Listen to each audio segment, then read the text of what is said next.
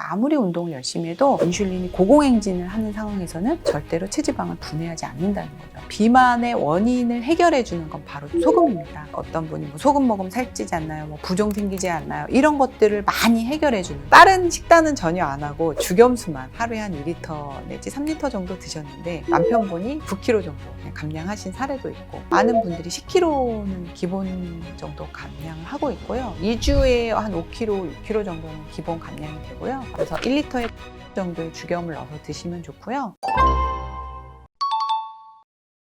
혹시 인바디 측정을 해보셨나요? 같은 체중에도 이 몸은 다 눈바디라고 하죠. 몸이 다르잖아요.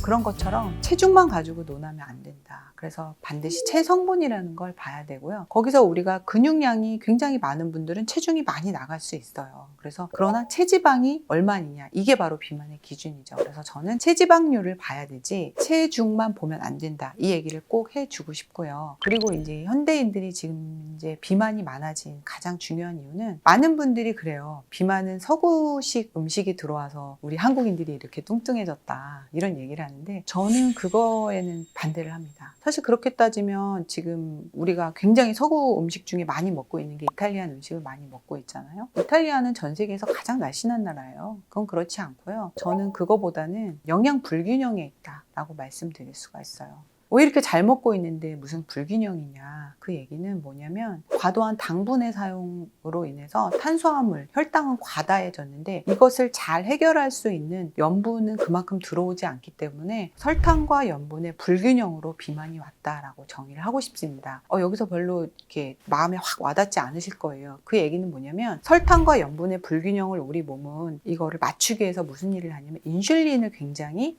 많이 분비를 하면서 인슐린의 저항성이 라는 게 생깁니다. 그게 염분의 요구량이 몸에 높아지면 인슐린을 많이 분비하고요. 또 하나는 당이라는 탄수화물이라는 것들을 많이 먹게 되면 혈당이 높아져도 또 인슐린이 많이 분비됩니다. 이렇게 되면서 인슐린 저항성이 되면요, 우리 몸은 지방을 절대로 분해하지 않아요. 무조건 저장만 하려고 합니다. 그래서 우리가 먹은 모든 에너지를 전부 다 저장하고, 있는 지방도 절대로 분해를 하지 않습니다. 아무리 운동을 열심히 해도 인슐린이 고공행진을 하는 상황에서는 절대로 체지방을 분해하지 않는다는 거죠. 그래서 운동을 하던 뭐 어떤 다른 노력을 하더라도 인슐린 저항성이라는 것을 개선하지 않고서는 절대로 다이어트가 일어날 수 없다는 거죠. 그래서 인슐린 저항성은 하나의 질환이라고 규정을 하시고, 이것부터 개선해 나가는 것이 가장 비만의 중요한 키라는 겁니다.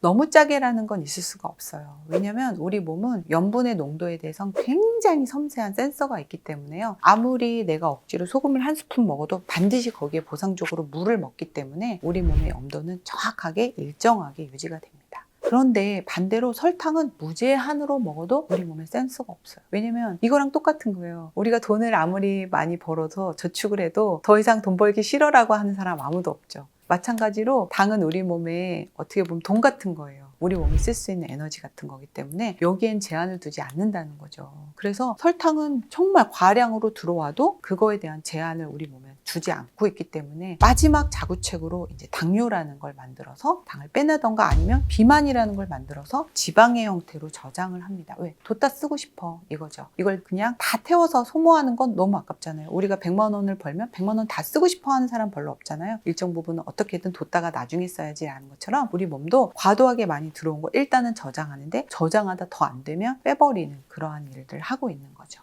설탕과 소금의 비율은 따로 정해져 있진 않고요. 내 몸에 이제 염도 센서로 인해서 이제 소금은 알아서 먹게 되어 있습니다. 우리 몸은. 그런데 설탕은 뭐 당 음식을 내가 평소에 좀 많이 먹어왔다라고 생각하시면 소금은 양 제한 없이 한번 몸이 받아들이는 만큼 한번 드셔보시면 좋을 것 같아요. 그러면 당연히 이거와 보상적으로 수분은 계속 따라오면서 물을 마시게 될 테니까 우리 몸의 염도가 망가질 염려는 없고요. 그 추가로 들어간 염분들은 설탕을 잘 해독하고 중화시키는 데 사용되고 다시 소변을 통해서 빠져나가게 되어 있습니다. 그래서 소금의 양은 정하실 필요가 없고요. 당분은 제한하시면서 소금을 충분히 섭취해 주시면 설탕을 중화하고 탄수화물을 해독하는 데 도움이 되는 방법이라고 할 수 있습니다.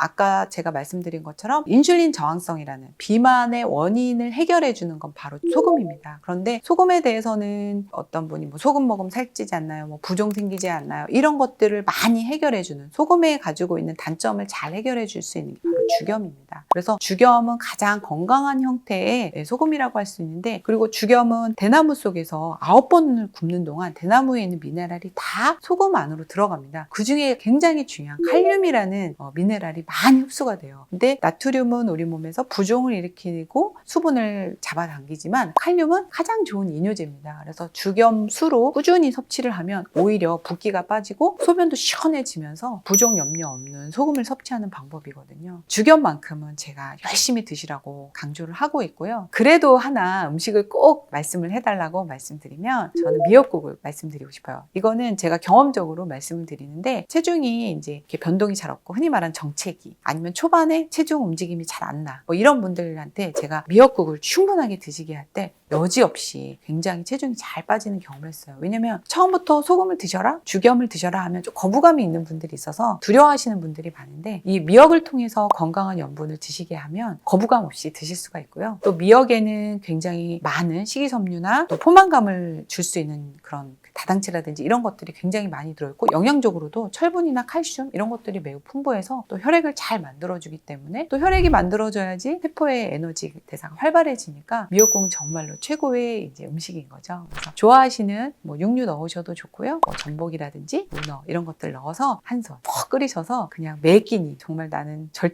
다이어트 같은 거 못해라고 하는 분들도 미역국만 배고프지 않게 매 끼니 드시게 했을 때 굉장히 체성분도 좋아지고 체중도 잘 빠지는, 저는 경험을 많이 했으니까 미역국을 최고의 다이어트 레시피로 뽑고 싶습니다. 제가 사실 다이어트 프로그램 내에서는 한 100일 정도 제가 진행을 하는데, 기본적으로 이제 탄수화물은 제한하고 이제 죽염수를 충분히 드시게 했을 때 많은 분들이 10kg는 기본 정도 감량을 하고 있고요. 이제 이렇게 감량이 되니까 가족분들 중에서 나도 하고 싶어 라고 해서 옆에서 흔히 말하는 곁다리로 그냥 보고 다른 식단은 전혀 안 하고 죽염수만 하루에 한 2리터 내지 3리터 정도 드셨는데 남편분이 9kg 정도 그냥 감량하신 사례도 있고, 그래서 저는 뭐 지금 현재까지 작년부터 한 100분 이상 꾸준히 해왔는데 2주에 한 5kg, 6kg 정도는 기본 감량이 되고요. 한 100일 정도 꾸준히 하면 10kg에서 12kg, 뭐 15kg까지 감량이 되신 분들은 굉장히 많습니다. 다이어트를 하실 때 가장 먼저 해야 될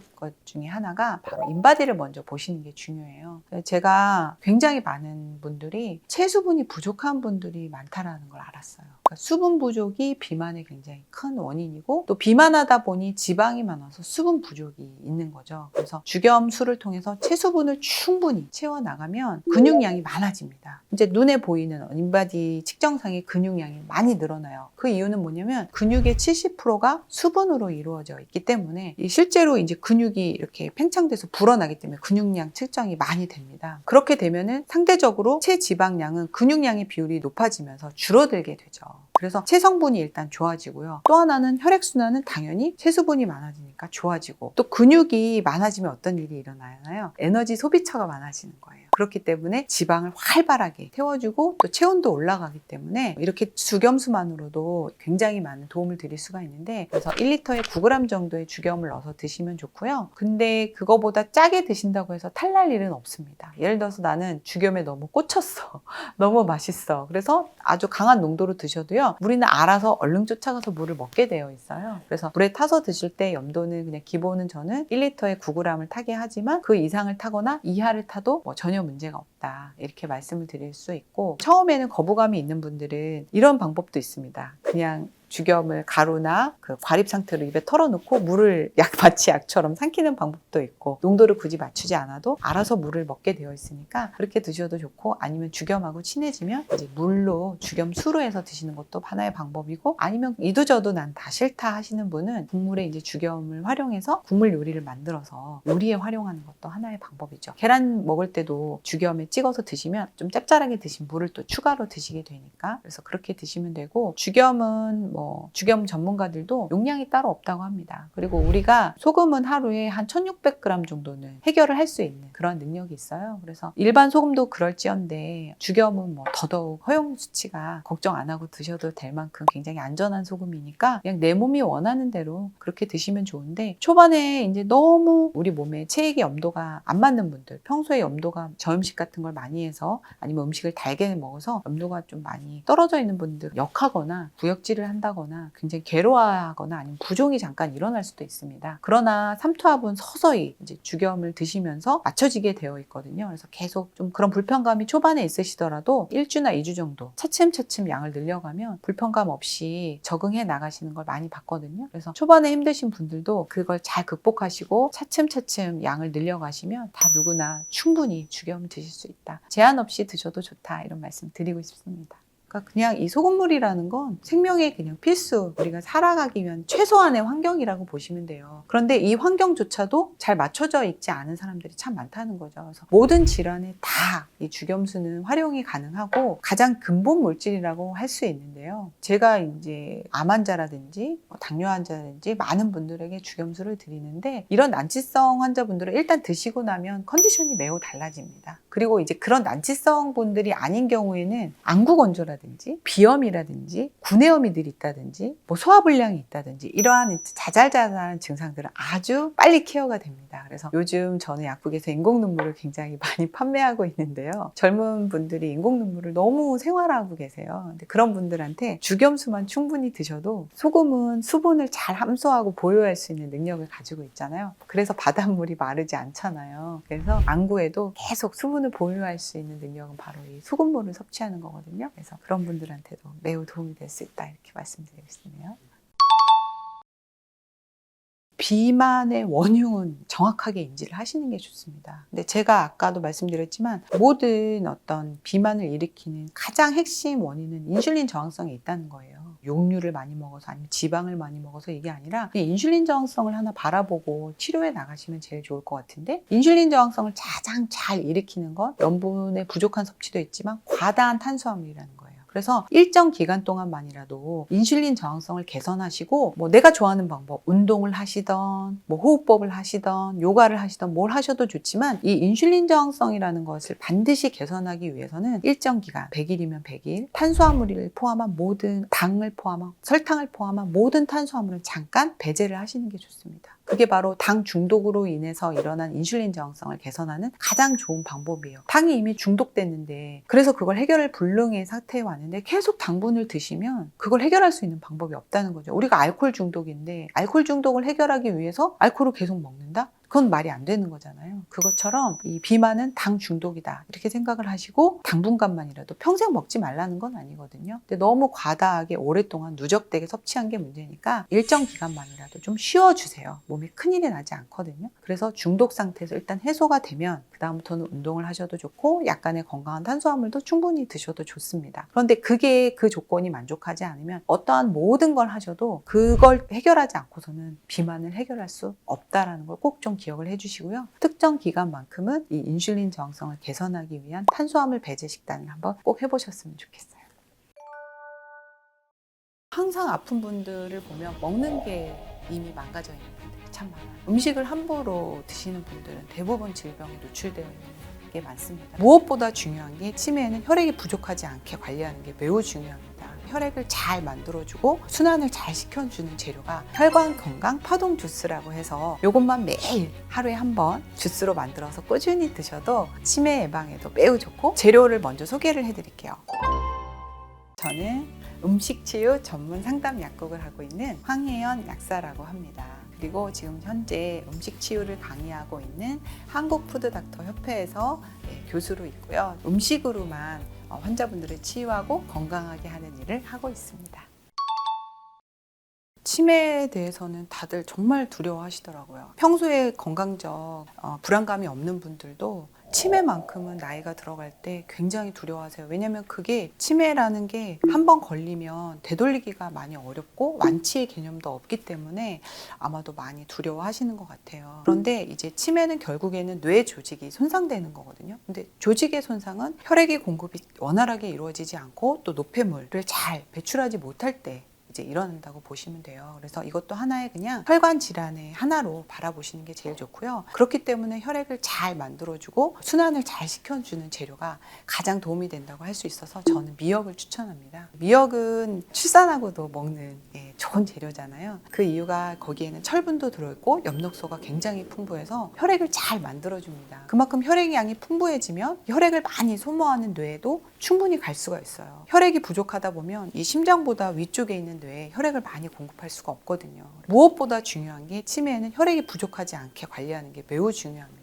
또 하나는 미역에 보면 이 미끈미끈한 물질이 있죠. 그 식이섬유의 일종인 알긴산이라고 하는 물질이에요. 미역의 생육 환경을 보면 아주 염도가 강한 바닷물 속에서 미역이 죽지 않고 살아있게 하는 가장 핵심적인 물질입니다. 강한 염도를 해독하고 중화시키는 그 핵심 물질이다 보니까 우리 몸에서도 치매의 원인 물질인 그 베타 아밀로이드 라든지 타우 단백질을 잘 배출하고 또 해독해주는 그러한 역할을 바로 미역이 해요. 그래서 저는 미역을 좀 추천드리고 싶은데 미역을 드실 때는 보통은 이제 쇠고기 미역국을 많이 드시잖아요. 근데 고기에는 이제 또 혈액을 응고시키는 인이라는 성분이 또 많이 들어있어서 그렇게 드시기보다는 혈액을 잘 만들어줄 수 있는 바지락이라든지 문어라든지 낙지라든지 이런 바다 생물들을 가지고 미역국을 끓여서 드시면 훨씬 도움이 되고 여기에 이제 좋은 불포화 지방산이 풍부한 들깨가루 같은 거 같이 추가해서 미역국을 매일 드신다면 치매 걱정은 안 하셔도 좋을 것 같은데요. 제가 한 가지 더 추천을 드린다면 청국장과 미역의 만남을 좀 말씀드리고 싶어요. 일반적으로 청국장 하면 팔팔 냄비에 끓여서 찌개로 많이 드시잖아요. 근데 저희 푸드닥터 책에 보면 생청국장 미역 초무침이라는 레시피가 나옵니다. 그래서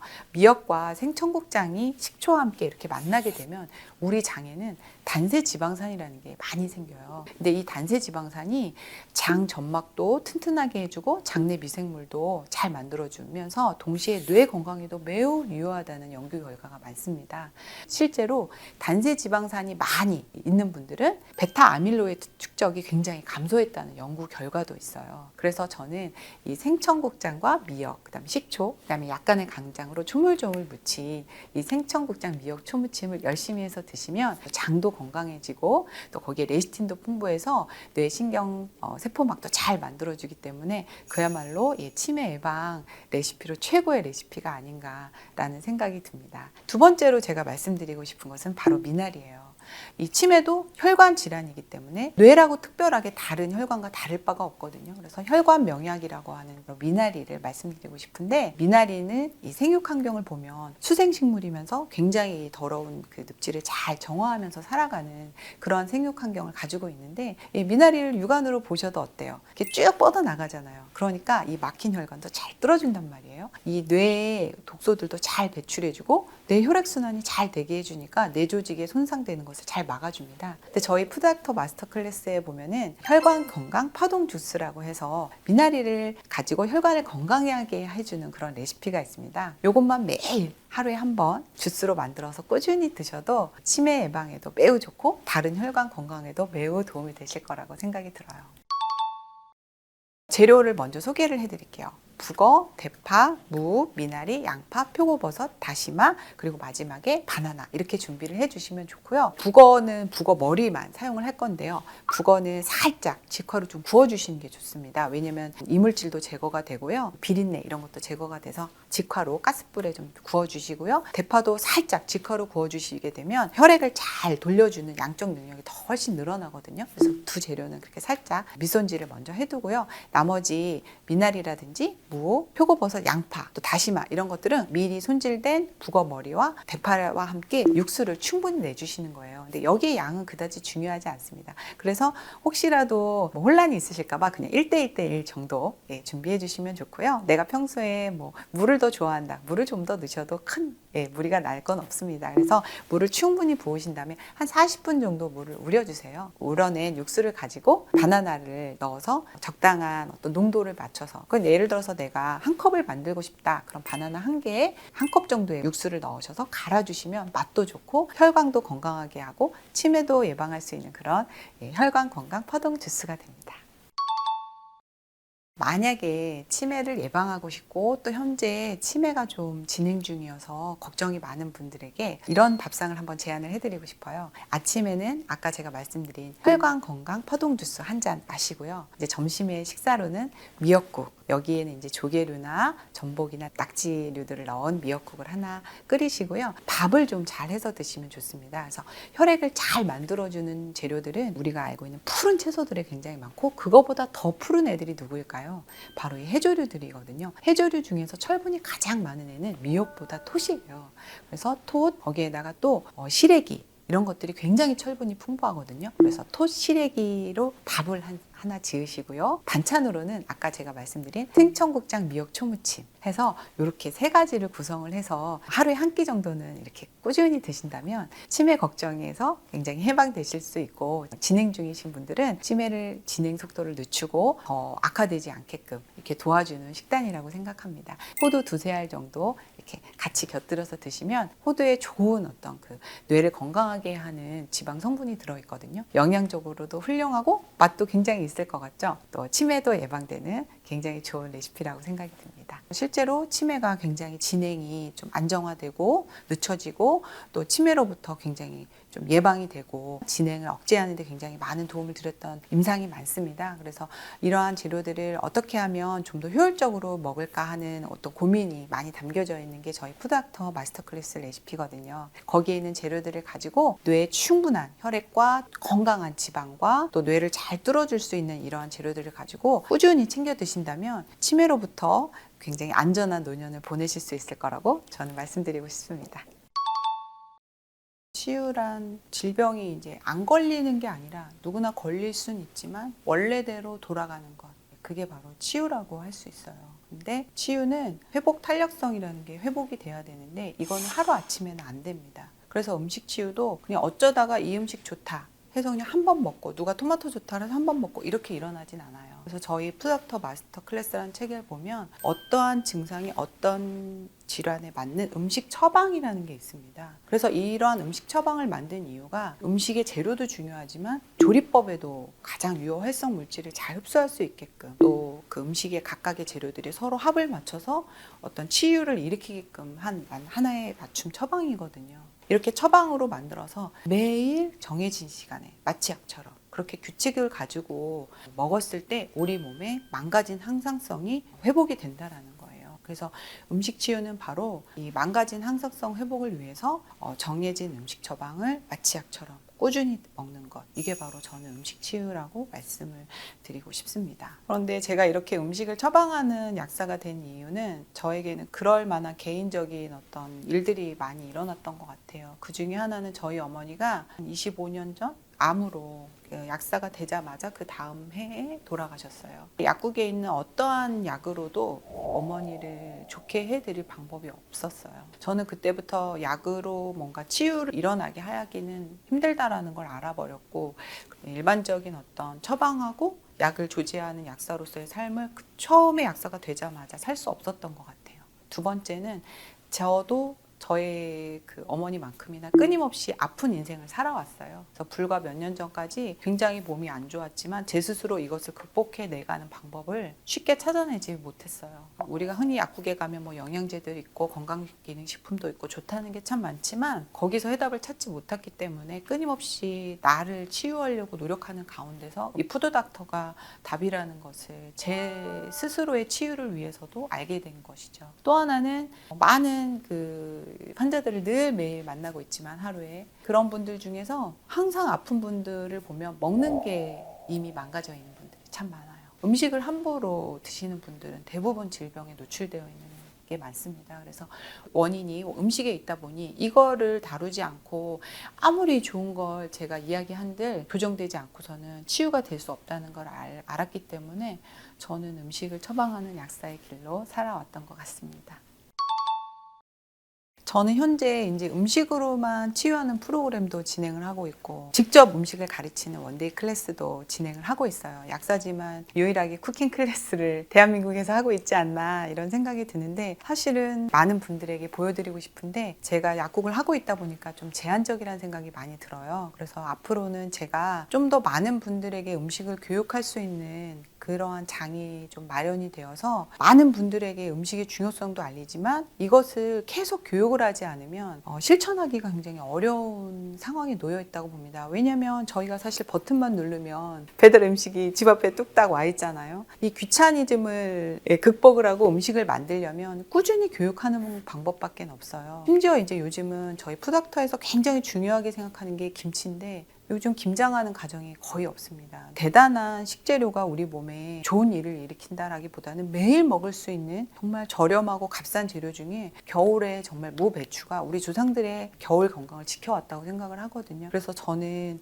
정말 김장 클래스라든지 건강 요리를 배울 수 있는 클래스를 온라인이든 오프라인이든 계속 배울 수 있는 그런 교육의 장을 제가 계속 진행해보고 싶은 게 저의 꿈이고요. 거기서 좀 더 나아가서 지금 현재는 통합의학대학원에 지금 다니고 있고 음식에 대한 중요성도 물론 있지만 치유라는 건 굉장히 통합적인 것들이 많이 필요하거든요. 걷기도 너무 중요하고 마음을 다스리는 것들도 굉장히 중요한데 이러한 통합의학을 좀 제대로 교육을 받고 많은 분들에게 좀 알릴 수 있는 그런 것들을 하고 싶고 지금 또 이제 두 번째로 제가 다이어트에 관한 책이 곧 3월이나 4월쯤 나올 예정인데 앞으로도 이 책 이어서 또 많은 좋은 음식 치유의 책을 계속 끊임없이 저술할 계획이 있거든요. 그래서 정말 꼭 활용 가치가 있는 이 레시피를 따라했을 때 기대했던 결과가 나올 수 있는 좀 신뢰가 가는 그런 레시피, 그러나 또 맛도 있는, 그러나 또 활용하기도 쉬운 그런 레시피를 좀 많이 연구해서 많은 분들에게 좀 알리고 싶은 그런